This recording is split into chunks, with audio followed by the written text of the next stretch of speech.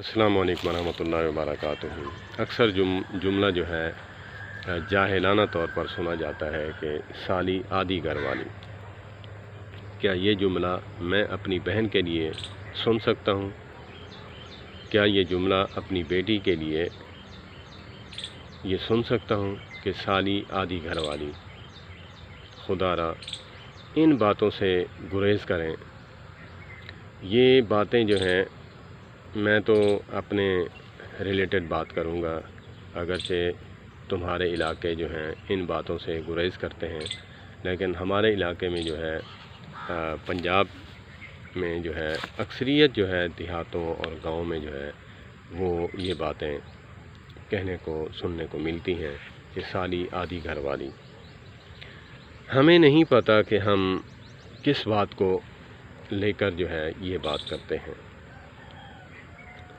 कि जब ये बात कही जाती है तो फिर कई घर ऐसे देखे हैं कि छोटी सालियाँ जो हैं वो अपनी बहन के घर काम करने के लिए जाती हैं, तो वो फिर उनकी इज़्ज़त महफूज नहीं रहती, क्योंकि उनके दिल में यही बात होती है कि साली आधी घर वाली। जब उस पे मेरा हक़ है तो इस पे भी मेरा हक़ है। मेरी बहन तो नहीं, मेरी माँ जाई तो नहीं। हम शरीयत से वाकिफ़ नहीं होते, और ख़ास कर जो है ये मैसेज मैं उन बहनों के लिए रिकॉर्ड कर रहा हूँ जो इन बातों पे गौर नहीं करती कि जब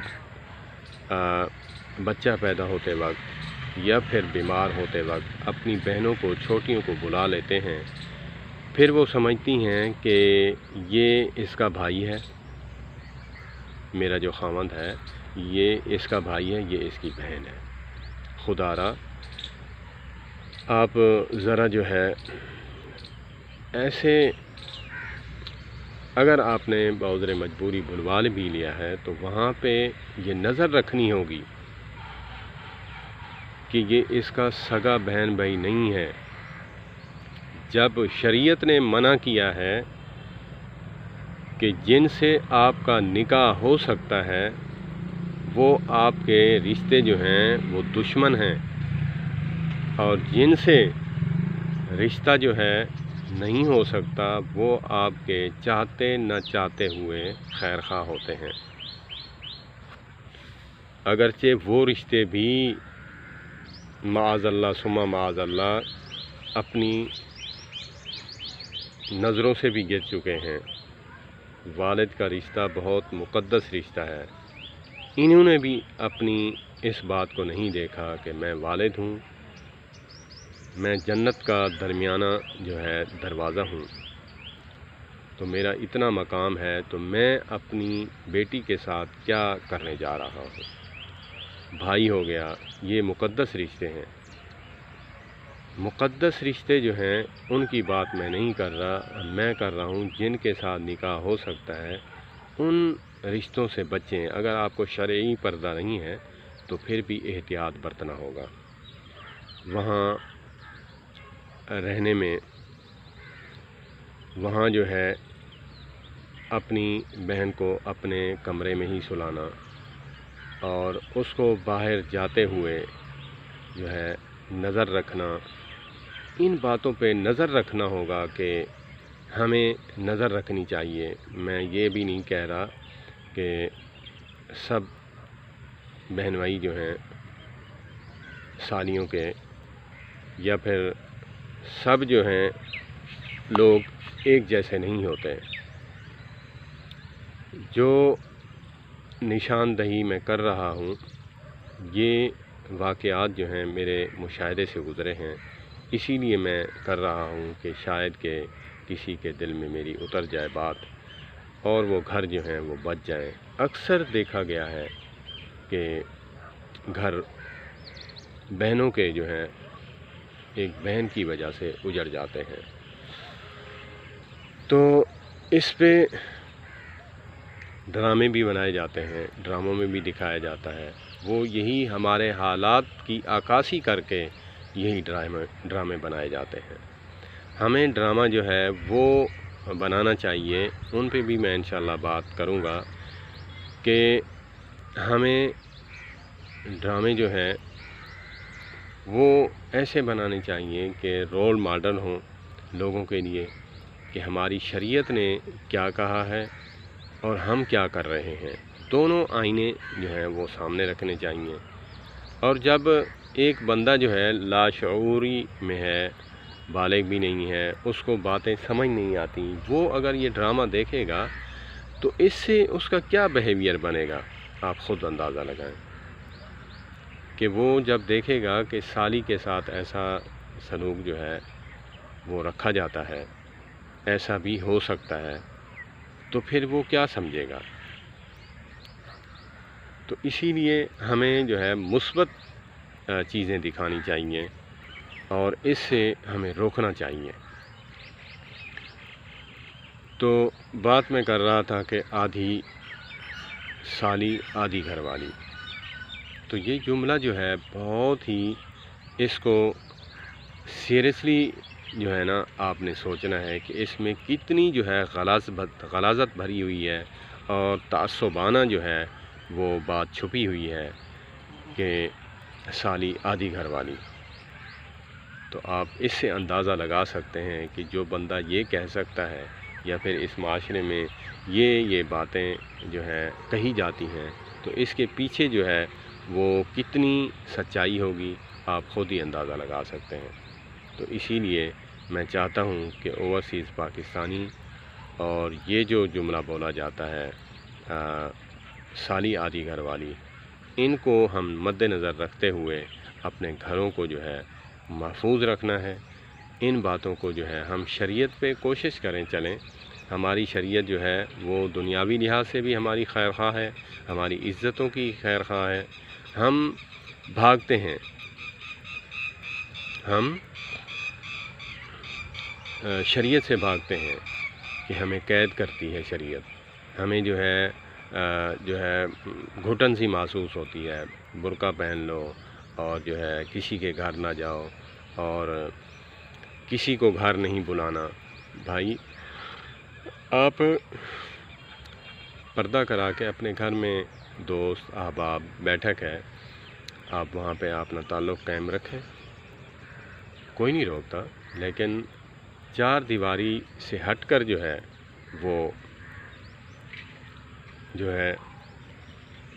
وہ رشتہ رکھنا چاہیے۔ تو میں بات یہ کروں گا کہ جب وہ پاکستان میں آتے ہیں تو لوگ اوورسیز پاکستانیوں کے لیے جو ہے نا وہ آنکھیں بچھاتے ہیں، دعوتیں کرتے ہیں۔ وہ پھر جن میں روگ ہوتا ہے تو یا پھر جن میں لوٹنے کا جو ہے جذبہ ہوتا ہے تو وہ پھر دعوتیں کرتے ہیں، وہ پھر ان کی بیویوں کے ساتھ وہ سلوک کرتے ہیں، اللہ معاف فرمائے، جو کسی کے ساتھ بھی نہ ہو۔ ایک دوست تھا تو مجھے کہنے لگا کہ 15 سال ہو گئے ہیں کہ ہماری دوستی میں 20 بندے جو ہیں ایڈ ہوئے تھے، ان میں سے ایک آپ ہیں، سب جو ہیں رفو چکر ہو چکے ہیں۔ وہی اوورسیز پاکستانی یہ جملہ کہہ رہا ہے کہ ان 20 میں سے آپ ہی ہو، ایک بچے ہو کہ میں نے سب کچھ دیکھا ہے کہ جب ہم آئے یہاں پہ کوئی ہماری عزت کا بھوکا تھا، کوئی ہمارے پیسے کا بھوکا تھا، کوئی ہماری جو ہے عزت اور شہرت کو خراب کرنے کے لیے ہمارے ساتھ اٹیچ ہوا، کوئی ہمارے سے رشتہ لینے کے لیے جو ہے وہ قریب ہوا، کچھ جو ہے طمع اور لالچ، یہ چیزیں جو ہیں ان کے دل میں تھیں۔ تو الحمدللہ جو ہے ہمارا تعلق جو ہے ابھی تک قائم ہے۔ میں نے پوچھا اس کی وجہ کیا ہے؟ اس کی وجہ اس نے بتائی کہ اس کی وجہ جو ہے ہماری یہ ہے کہ ہماری دوستی جو ہے 4 دیواری سے باہر ہے۔ آپ میرے گھر آتے ہو، باہر دستک دیتے ہو، دستک دینے کے بعد میں بلاتا بھی ہوں، آپ نہیں آتے میرے گھر، حالانکہ جو ہے میرا بھی اعتماد ہے اور میرے بچوں کا بھی، میرے والدین کا بھی، سب کا اعتماد ہے، لیکن آپ نے جو ہے وہ تعلق قائم رکھنے کے لیے کہ بعد میں کوئی پریشانی ہمیں نہ اٹھانی پڑے کہ ہم باہر ہی رہتے، ہاں ٹھیک ہے بیوی بچے آئے ہیں ساتھ تو پھر بندہ اندر آ جاتا ہے، تو ایک دوسرے کے ساتھ جو ہے سلام دعا رکھتا ہے، عورتیں بھی رکھتی ہیں۔ پھر جب بیوی ساتھ ہو تو پھر انسان کی جو ہے نا تھوڑی حیا اور شرم جو ہے وہ ذرا غیرت جو ہے وہ جاگی ہوتی ہے کہ جب میں کسی کی بیوی کی نظر پر رکھوں گا تو میری بیوی بھی ساتھ ہے۔ تو اس بہانے سے وہ بھی سوچتے ہیں کہ یہ بیوی ساتھ لایا ہے تو یہ بھی عزت والا ہے، اگرچہ اس نے کوئی حرکت کی تو اس کی بیوی بھی ہے ساتھ، تو اس کو جو ہے نا ذرا عقل جو ہے نا آئے گی۔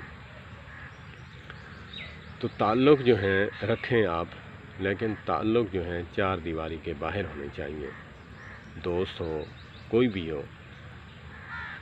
اللہ پاک جو ہے سب پردیسیوں کی، بلکہ سب مسلمانوں کی، بلکہ سب جو غیر مسلم ہیں ان کی بھی اللہ پاک عزت کی حفاظت فرمائے، کیونکہ آقا کریم علیہ الصلوۃ والسلام نے فرمایا کہ بیٹی بیٹی ہوتی ہے چاہے کافر کی کیوں نہ ہو۔ سبحان اللہ، ہمارے آقا کریم علیہ الصلوۃ والسلام ایسے شفیق اور رحیم پیغمبر۔ ہمارا حال یہ ہے کہ ہمارے پڑوسی کی جو ہے ہمارے ہاتھوں جو ہے عزت محفوظ نہیں، ہم دیکھتے رہتے ہیں کہ پڑوسی جائے اور ہم کب جو ہے نا وار کریں اس کی عزت پہ۔ اللہ پاک سب کی حفاظت فرمائے اور ان مقدس رشتوں کو جو ہے آپ ذہن میں رکھ کر اپنے تعلقات قائم رکھیں۔ اللہ پاک مجھے بھی عمل کی توفیق عطا فرمائے۔ اگر کوئی بات بری لگی ہو، میرا اپنا ایکسپیرینس ہے، اس ایکسپیرینس سے جو ہے میں نے جو باتیں اخذ کی ہیں میں نے آپ کو بتانا مناسب سمجھی۔ اگر آپ نے کوئی رائے دینی ہے مجھے جو ہے کمنٹس باکس میں جو ہے آپ کمنٹس کر سکتے ہیں۔ انشاءاللہ جو ہے مجھ سے کوئی غلطی ہوئی ہے تو میں بھی اپنی غلطی جو ہے سدھارنے کے لیے کوشش کروں گا، اور آپ کو اگر کوئی اچھی بات لگی ہو، خدا را جو ہے اس کو ان باتوں کو دل سے نکالتے ہوئے کہ یہ کوئی عالم تو نہیں، میں نے کوئی فتوے نہیں دیے، میں نے کوئی قرآن حدیث پڑھ کے جو ہے نا آپ کو نہیں کیے، میں نے اپنی زندگی کے جو ہیں چند جو ہے ٹوٹکے، چند مشورے جو ہے نا میں نے رکھے ہیں اپنی بھائیوں کے لیے۔ جیسے آقا کریم علیہ الصلوۃ والسلام کے فرمان سے جو ہے میں ایک بات عرض کر کے بات ختم کرتا ہوں کہ ایک دفعہ جو ہے کھجوروں کو جو ہے وہ پیوند لگایا کرتے تھے کہ جب پیوند لگاتے تو وہ کھجوریں جو ہیں اچھی پیداوار دیتی۔